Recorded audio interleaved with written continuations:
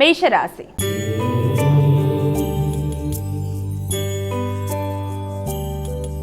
అమ్మ, ముందుగా మొదటి రాశి అయినటువంటి మేషరాశి వారికి ఈరోజు ఎలా ఉంది? మేషరాశి వారికి వాతావరణం చాలా వరకు మీకు అనుకూలంగా ఉండే అవకాశం ఉంది. అటు విద్యార్థులకైనా, ఇటు వృత్తిపరమైన విషయాల్లో కానీ అన్ని పరంగా కూడా ఇది కొంత అనుకూలతలు అనేది మీకు ఏర్పరచడం, కొత్త నిర్ణయాలు తీసుకోవడానికి, శ్రమతో అనుకున్న పనులు సాధించడానికి వ్యక్తిగత నమ్మకం పెరగడం, అలాగే ఆరోగ్య విషయాల్లో కూడా చాలా వరకు అనుకూలంగా ఉండడం, మానసిక ప్రశాంతతని పెంపొందించుకోవడానికి ప్రయత్నం చేయడం, కమ్యూనికేషన్ అనుకూలంగా ఉండడం, అలాంటివన్నీ ఉన్నప్పటికీ కూడా ఎక్కువ శాతం శ్రమ ఒత్తిడి అనేది అధికంగా ఉంటుంది.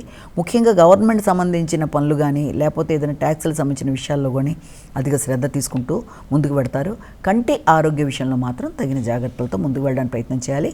ముఖ్యంగా తండ్రి పెద్దలతో వాగ్వాదాలకి లోను కాకుండా జాగ్రత్తగా ముందుకు వెళ్ళాలి. వృషభ రాశి.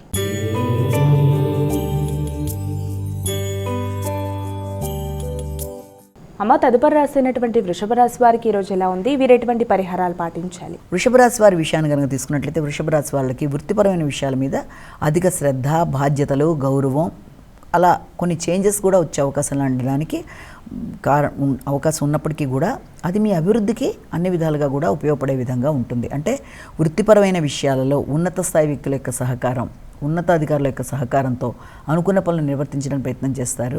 అలాగే వృత్తి చేసే ప్రదేశాల్లో కొలీగ్స్తో కావచ్చు, అదేవిధంగా మీ స్థాయి వ్యక్తులు ఎవరితోనైనా సరే మాట పట్టింపులకి తగిన దూరంగా ఉంటూ ముందుకు వెళ్ళాలి. వృత్తిలో అనుకున్న పని అనుకున్న సమయంలో చేయడం బట్టి పై అధికారుల యొక్క ప్రశంసలు లభ్యమవ్వడం, అలాగే గౌరవం పెరగడం, గుర్తింపు లభ్యమవ్వడం, ఆర్థిక విషయాలు అనుకూలంగా ఉండడం, అలాగే వృత్తిపరమైన బాధ్యతలతో పాటు చక్కటి గుర్తింపు, గౌరవం పెరగడం అనేది, కమ్యూనికేషన్ అనుకూలంగా ఉండడం మొదలైన వాటికి అవకాశం ఉన్న సమయంగా దీన్ని భావించవచ్చు. విద్యార్థులు విద్యకు సంబంధించిన విషయాల్లో కూడా అదేవిధంగా మంచి ఫలితాలతో ముందుకు వెళ్ళడానికి ప్రయత్నం చేస్తారు. మిథున రాశి.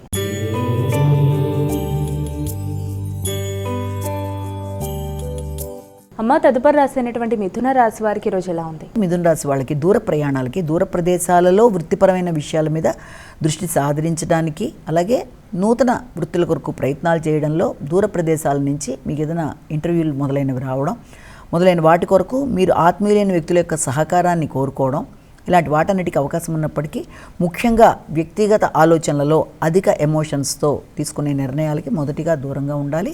అంతేకాకుండా ఆర్థిక సంబంధమైన విషయాల్లో కూడా అది కొంతవరకు అనుకూలంగా ఉన్నప్పటికీ కూడా ముఖ్యంగా వృత్తి విషయంలో, తండ్రి ఆరోగ్య విషయంలో, ఉన్నత విద్యకు సంబంధించిన విషయంలో తీసుకునే నిర్ణయాలు, చేసే కార్యక్రమాల్లో తగిన విధంగా సమయానికి స్పందిస్తూ ముందుకు వెళ్ళడానికి ప్రయత్నాలు చేయడం చాలా వరకు అనుకూలంగా ఉంటుంది. వృత్తిపరంగా కూడా ఉన్నతాధికారుల యొక్క సహకారం అనేది మీకు ఆకస్మికంగా లభ్యమవ్వడం ఉన్నప్పటికీ కూడా వృత్తి చేసే ప్రదేశాల్లో పై అధికారులతో ఘర్షణ రాకుండా ఏ పని ఎప్పటికప్పుడు చేసుకుంటూ ముందుకు వెళ్ళడం బట్టి వృత్తిలో గౌరవం అనేది కూడా పెరిగే అవకాశం కనబడుతుంది.